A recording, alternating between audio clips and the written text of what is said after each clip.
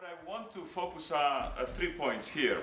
First is the whole period after post-2008. It's some kind of back to reality, so to say, because the period before was a period of high growth, and suddenly we are here with the problems of a new kind. There was this understanding that we are on a path of catching up, but maybe that what seemed like a catch-up was a period of a short acceleration in growth spurt, and which kind of has exhausted itself. Then I will point what was the model behind of that. I call it foreign-led modernization.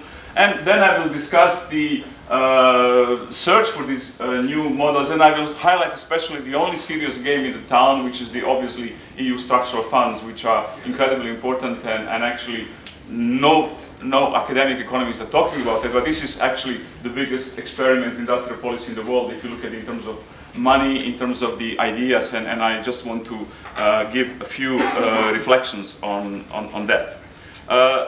Let's just remind ourselves that Central Europe and Central Eastern Europe was growing at a quite high rate, not at the Chinese rate of 10% in the period of before 2008, but almost at the level of rates of India and well above the European Union 1.4%. So there was a really a period of catching up.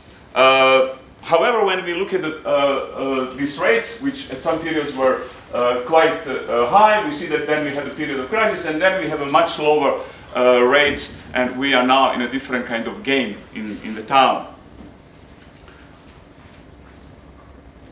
What also happened is that the FDI flows, they also have gone down from 6.2 to 2.4% as on average.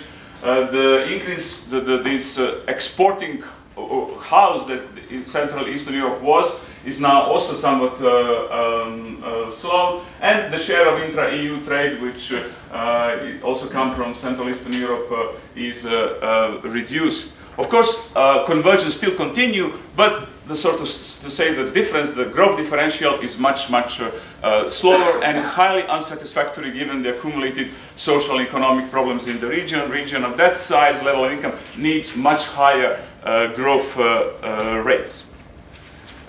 Now, economists usually describe the period before 2008 as a period of finance-dependent and debt-intensive growth. And any debt-intensive growth has its price, and this price comes now, which is based on the externally financed consumption. And the idea is that now we have to move towards growth driven by investments, improvements in productivity.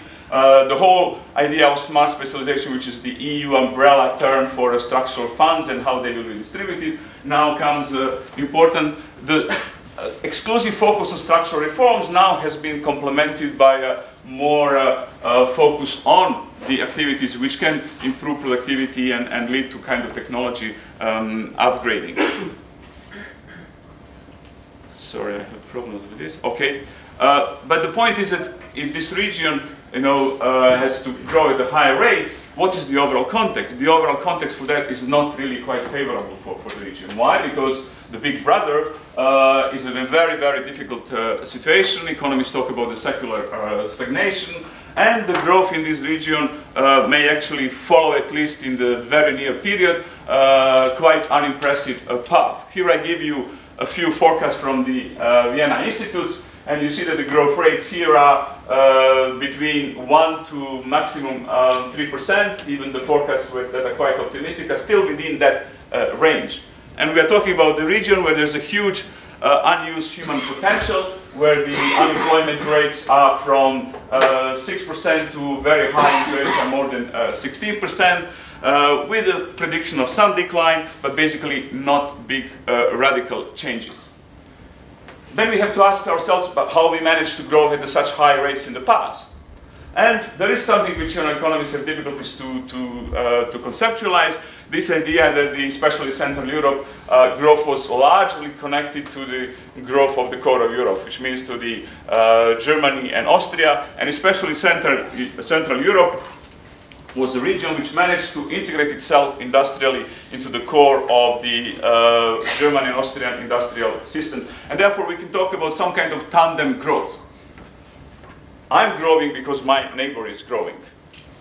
What was everybody expecting, that there will be relocation of jobs from Germany to Central Europe, therefore there will be losses for Germany. The idea was that this was a kind of win-lose game. At the end, what turned out that this was a win-win situation, which means that the firms managed to upgrade moving high-value or developing high-value operations in Germany while moving lower value-added operations in Central Europe, and in a way some benefits. And here you can read at some evidence which shows that basically both parties benefited in that game. And there was especially process of quality upgrading in Central Europe, which was distinctively different and much higher than quality upgrading in Eastern Europe and in Baltics. And you can see it in the figures which shows the global market share of Central European 5 and the share in EU 27 exports, where both shares have gone up, while the shares of the old Europe kind of have gone down. There is some smaller increases in Bulgaria and Romania, but not that much, so that the region became a part of newly established kind of German industrial system. Now, then comes 2008, and then suddenly the fragility of that model comes. And where that fragility comes from, how do we explain it?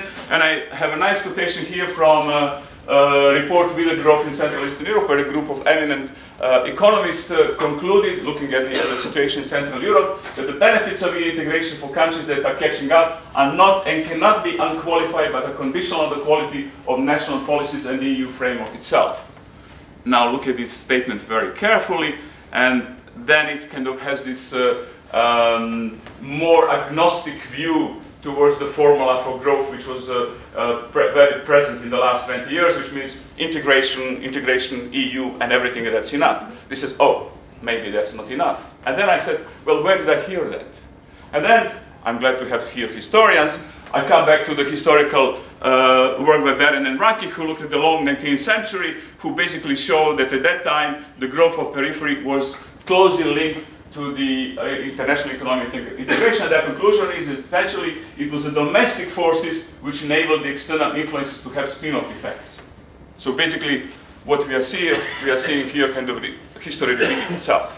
Whether just mere openness is sufficient for growth, or it's a basically good interaction of what you are doing with a favorable interactions with your neighbors. So if I want to think about it in contemporary terms, then I would say if Eastern Europe wants to catch up with the core, then it will be functional the relative role of exogenous and endogenous forces and the nature of that interaction.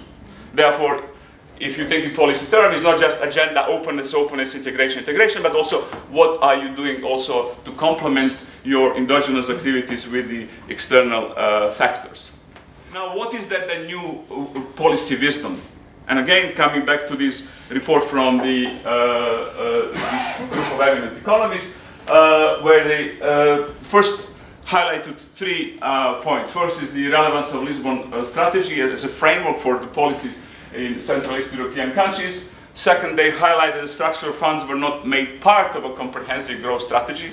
In a sense, when money comes, money is kind of not the most effectively used. And the financial integration led to basically massive misallocation of capital because it went to consumer durables, to real estate, without being used into the core of the economy, which would stimulate growth. So what they suggest as a policy solution, well, you have to think more about the industrial upgrading idea. The structural funds and European Investment Bank financing should be integrated into national growth strategy based on conditionality. The whole EU machinery kind of now tries to think about this, and this is where these countries come, and the kind of the mantra of the macroeconomic stability, appropriate real exchange rate, now is re-examined, and much less priority to the entry to the European Monetary Union. So, if I was to summarize it, then I would say we had this foreign-led modernization, which means that these countries were, there is a nice PhD from Central European University who calls it quite correctly, hyper-integrationist model. Basically, that the foreign forces were substituting for the lack of your kind of endogenous management and productive capacities. There is a nice study by the IMF people who show this emergence of German Central European supply chain and how it all kind of led to positive effects, and that is all reflected in the contribution in terms of good growth performance. Because there are no cases of countries that were catching up entirely based on, let's call it, foreign-led modernization. Any country, yes, open is essential, but it also has to be complemented with your own efforts, and then only with a good coupling you can see catching up taking place. Of course, it doesn't happen very often. There are very many episodes in history of growth accelerations of countries going for 10 years at the high growth rates. That's what we have seen recently, but the cases of catching up are quite few. In European history, what are these? These are Nordic countries at the end of the 19th century. You know, there are cases of Central Europe of semi-catch-up. That's why we can label them even today semi-peripheries. So this is not something which happens every day. The only country which actually succeeded to go from low income to high income is Korea and Taiwan.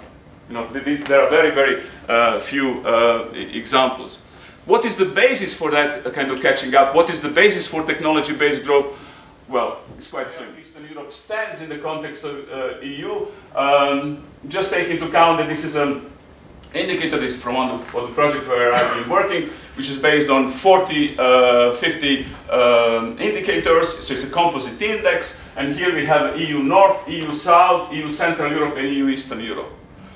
Just to give you as an illustration, you see that Central Europe here is very close to EU South. Actually, in that respect, there is no East-West differences. But also within the Central Eastern Europe, there is a big difference with the Eastern Europe. The differences between Romania, Bulgaria, and Central Europe are increasingly different, especially in terms of technological countries.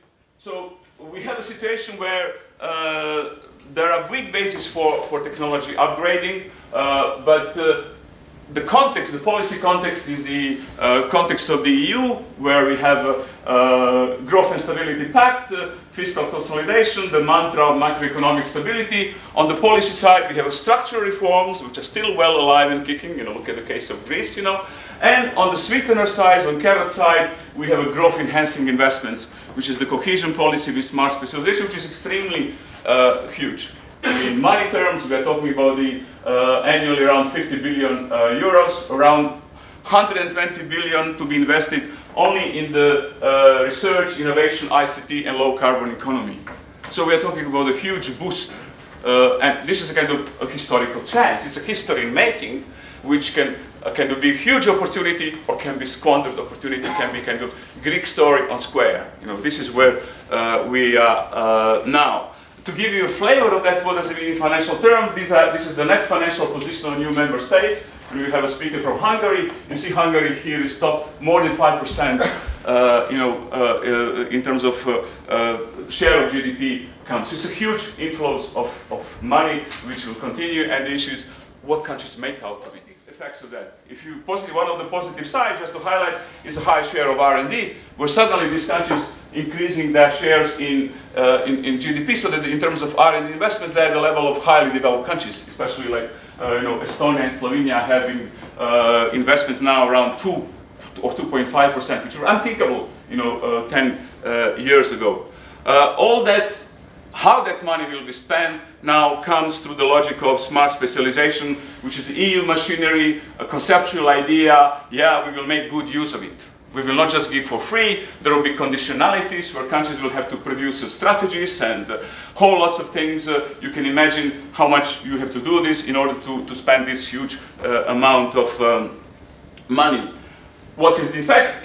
Indeed, there is a huge substituting effects of these funds. There's a strong compensatory effects. If these countries didn't have this funding, then their investments into R&D would go very much down. Still, their policies are quite homogeneous. They are quite imitating EU policies. I cannot present you now, but analysis that I've done with colleagues. If you look at, let's say, innovation policies of Germany and let's take Latvia or Romania, they're quite similar. To the point that actually they shouldn't be similar, because these countries have quite different type of problems. But this is the logic of the mechanism and on policy making, where there's a huge problem for huge scope for mistakes. Now, how money will be used depends also on the policy capacities on the side of the countries. Let me conclude. I think that there are huge opportunities, but there are also dangers of something which John Kenneth Galbraith calls it surrogate modernization. And this is something which we have also seen in the 19th century, and we are seeing again, possibly not, in the 21st century. And the interaction with structural funds and with the EU core to enhance this kind of technology, which at the end is the main driver, is here before us. History is in making. Whether it will repeat itself, God knows, but I think I at least persuaded you that there is a value in a longer term perspective when we are looking at the current growth. Thank you very much. And no new way of economic thinking came from our lands. I think this was quite expected, especially after a very strong sort of Havelian legacy of doing the economy and perhaps even democracy a little bit better. You know, he had very many original ideas and very sort of within the borders of capitalism and within the borders of democracy, very strong criticism of both, constructive, but nothing actually quite interesting came out from our region, save maybe Slavo. With you know, history repeating itself, there's a very interesting analogy if you look at the Visegrad 4 group, because it seems that each one of our 4 countries had its, you know, Superman and devil part of the history. So in the beginning, it was Czech Republic. We were the heroes. We were more Catholic than the Pope, with the Washington Consensus and extremely libertarian, I would even say, application of the Washington Consensus. And there was a lot of clapping, both to Havel and to Klaus at the end of the day, for what we were doing in the early 90s. Then the attention went to Hungary for their specific attracting of foreign direct investment.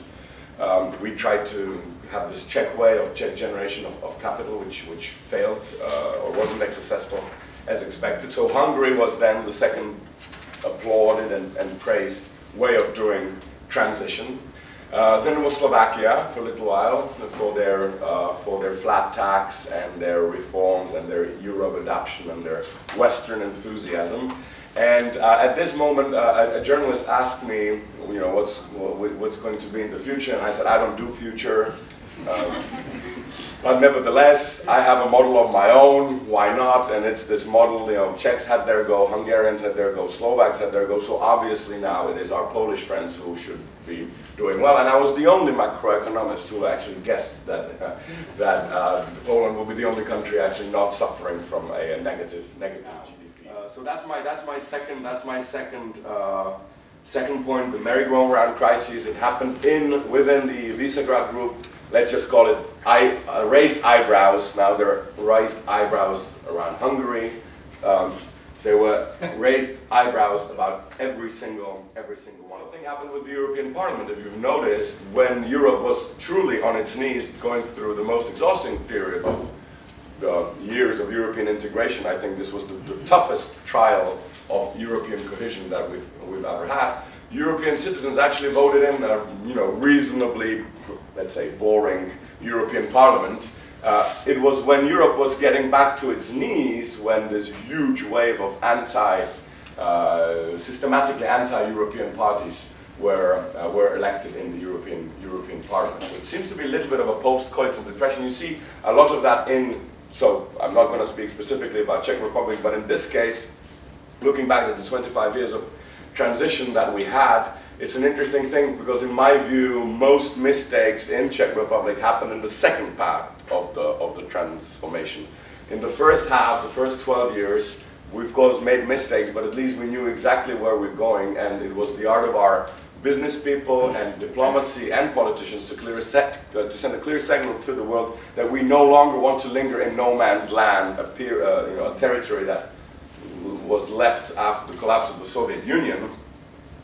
We now see what happens to countries that linger on in no man's land for too long. See Ukraine.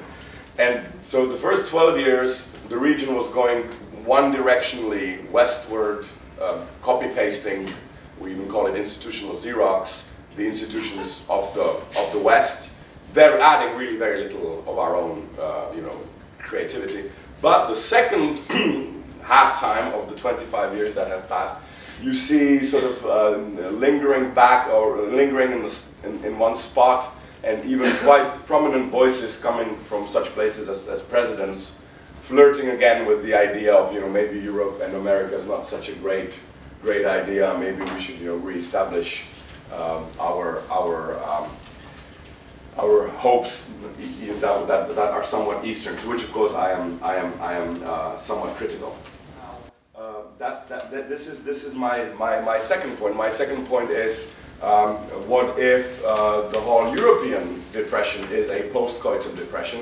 And if you allow me to go maybe even one more provocative step further, what if this disillusionment from capitalism is in fact a post-coitum depression? What if European integration has given us everything that it promised? Now, let me conclude nicely a couple of lessons from the past 28 years. Lesson number one: finally, we're not the troublemakers. This time around, we didn't screw up much. Not as much as the Greeks, not as much as the Irish. There was never so many question marks above the Central and Eastern region as around Spain and Italy, and perhaps in some period over France herself.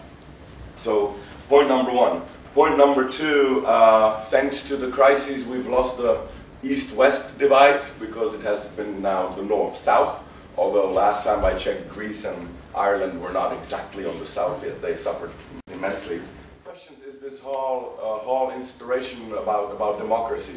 There was this distinguished panel before me, spoke very nicely about democracy, and I'm thinking, why do we say about democracy that it's the worst system, but it happens to be the best one? So it's a bad system, but it happens to be the best one we have. Why don't we say the same thing about capitalism?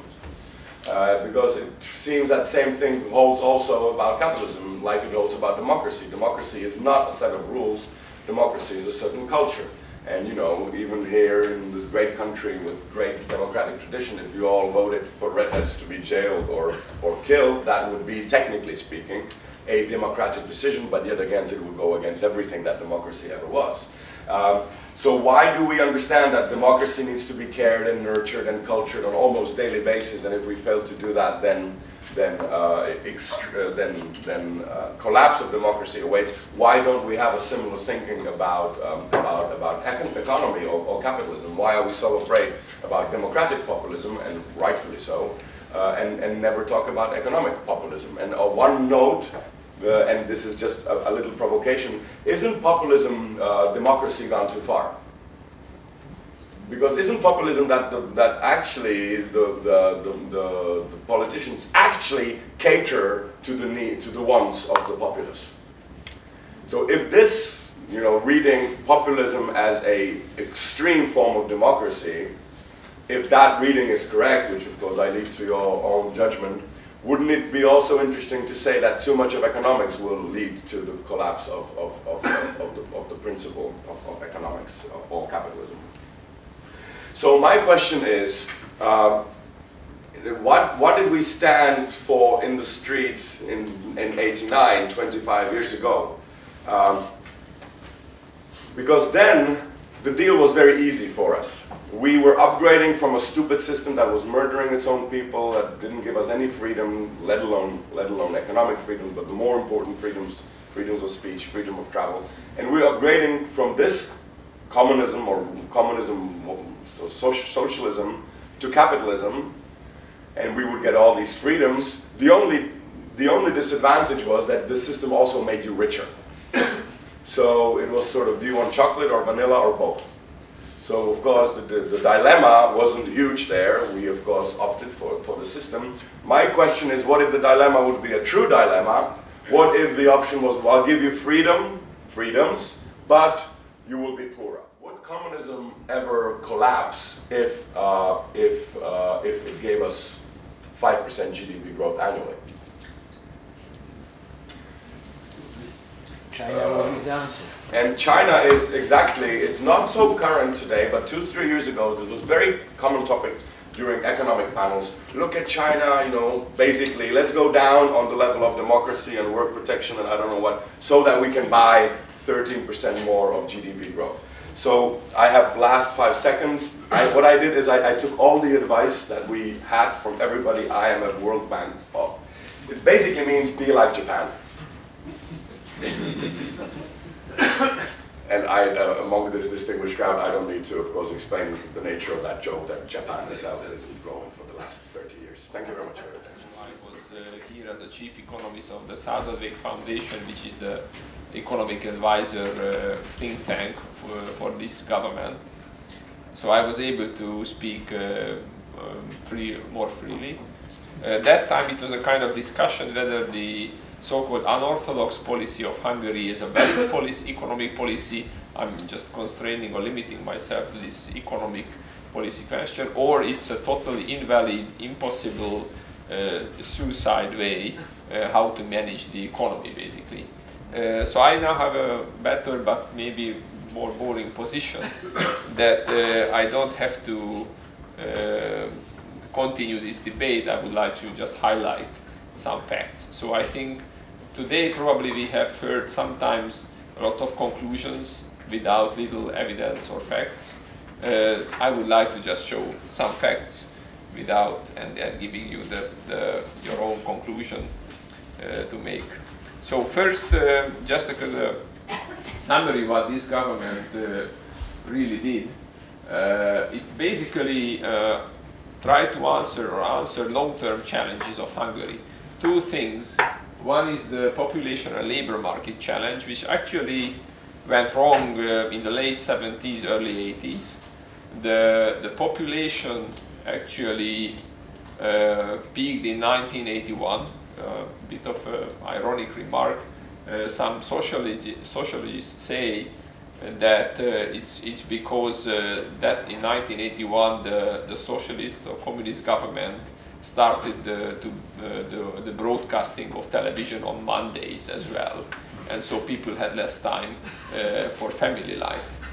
But that's true that since 1981 Hungary lost 10% of its population within the borders of Hungary, because ironically we are, I think, maybe the only country where you can go abroad and you can speak your own language.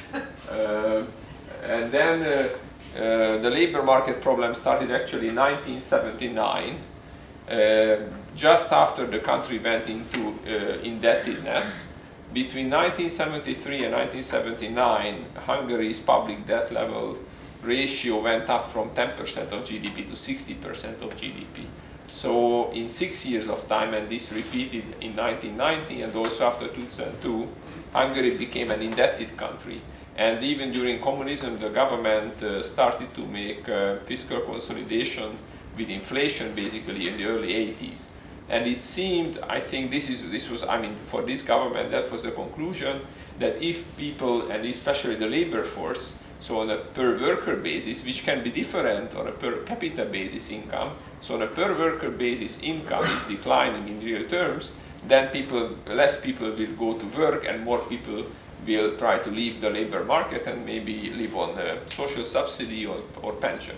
And these two things were the key problems of Hungary, or these have been the key problems of Hungary for 30 years. And this is why this government has a different economic policy than others.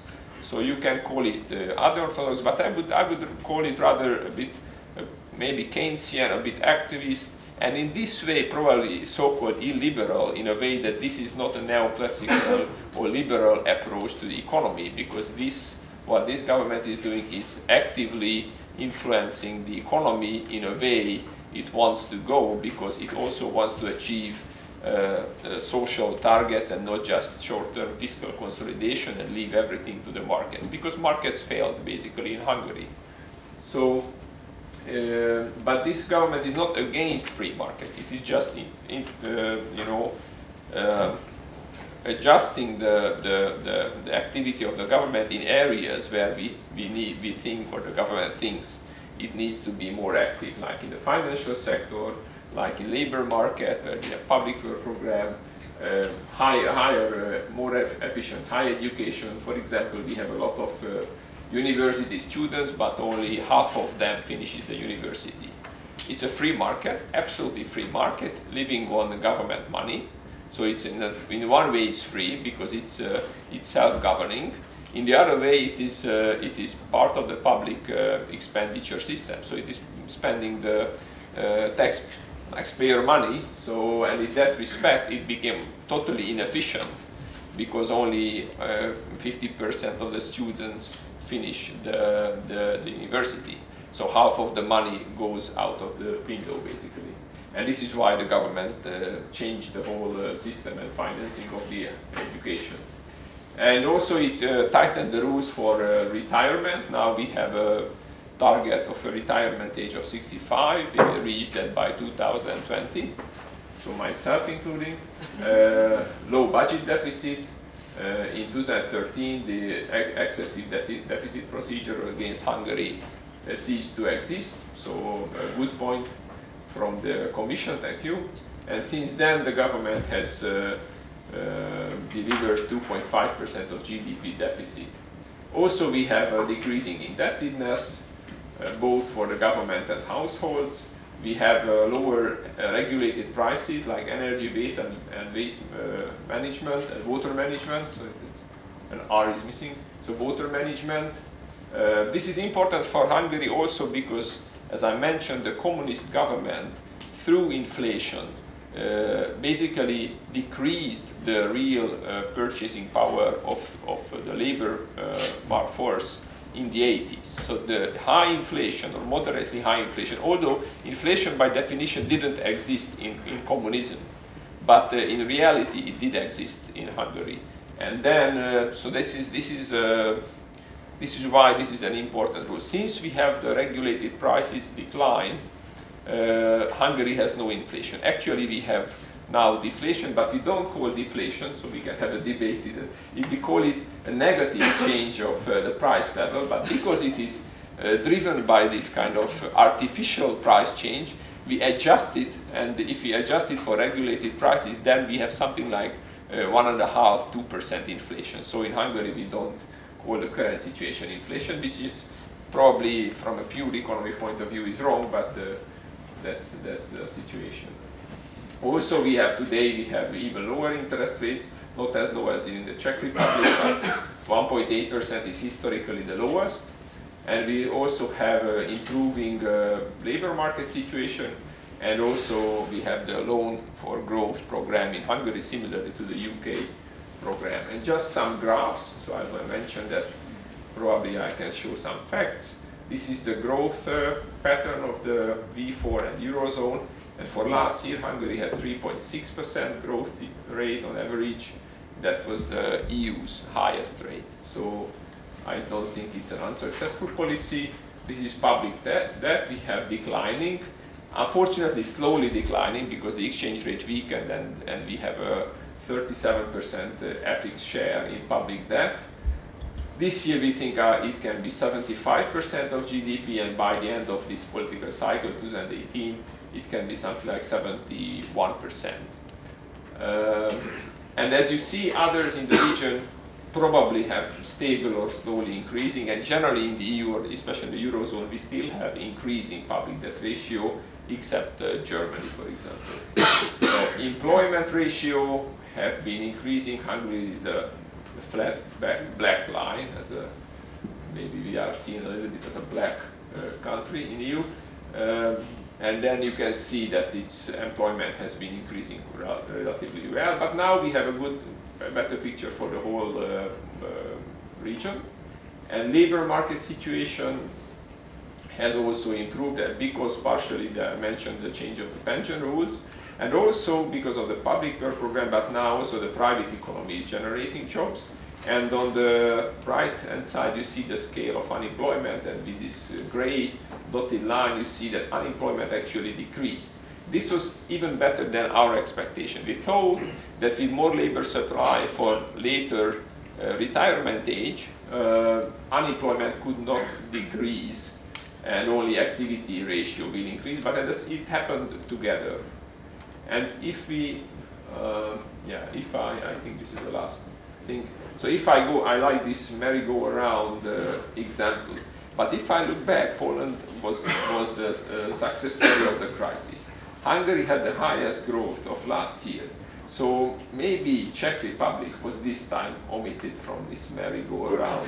So, but of course I don't wish this, I just wish all countries do better. Thank you for your attention.